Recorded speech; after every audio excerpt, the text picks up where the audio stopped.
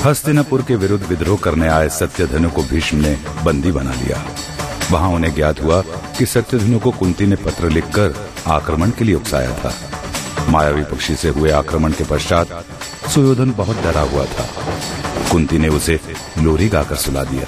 शकुनी ने आकर कुंती को समझाया कि सुयोधन पर आक्रमण इसलिए हुआ क्योंकि वो होने वाला युवराज है और यदि उस पर भविष्य में इस प्रकार के आक्रमण रोकने हैं तो युधिष्ठिर को युवराज बनाना होगा। कुंती ने इस बात पर विचार किया और जाकर विदुर से कहा कि वो युधिष्ठिर को युवराज बनाना चाहती है। और शकुनी ने ये बात धृतराष्ट्र को सुनाकर कुंती के प्रति धृतराष्ट्र के मन में मैल भर दिया।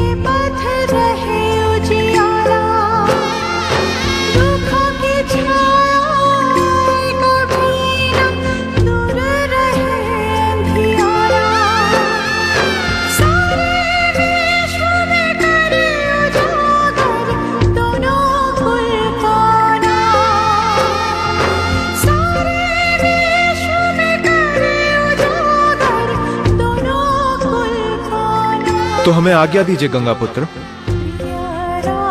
हस्तिनापुर की मुस्कान आपको सौंप रहे हैं सिंधु नरेश। प्रयत्न कीजिएगा कि उसके मुख पर सदैव मुस्कान रहे। प्रणाम।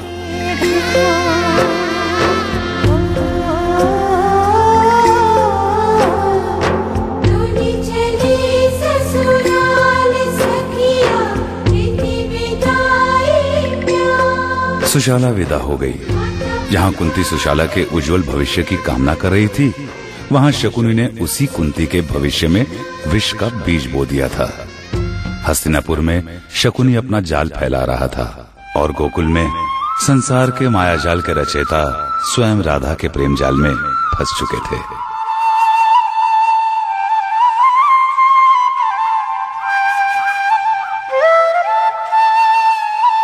सुना है कि पांचों पांडव अपने आप में अद्वितीय हैं। हाँ, पर कृष्ण तुम क्या सोच रहे हो? मथुरा के राजा कंस भी तो आपकी कुंती बुआ के संबंधी है ना? हाँ, छोटी माँ देवकी वो कंस मामा की बहन है और कुंती बुआ वो मेरे पिता वासुदेव की बहन। तो इस प्रकार कुंती बुआ और कंस मामा में संबंध हुआ। मतलब आपकी कुंती बुआ और आपकी छोटी माँ देवकी में ननंद भाभी का संबंध है? हाँ, पर तुम ये प्रश्न बार बार क्यों पूछते हो कृष्णा? भूल जाता हूँ ना, इसीलिए बार बार पूछ रहा हूँ। अगर माँ देवकी। क्या कुछ कहा तुमने? कुछ नहीं, कुछ नहीं।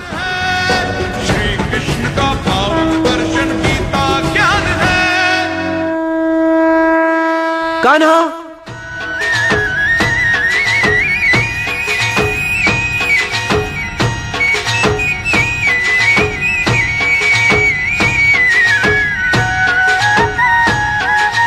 भैया मैं चलता हूँ। अरे तुम कहाँ चले? ये गैया को गौशाला कौन ले जाएगा? भैया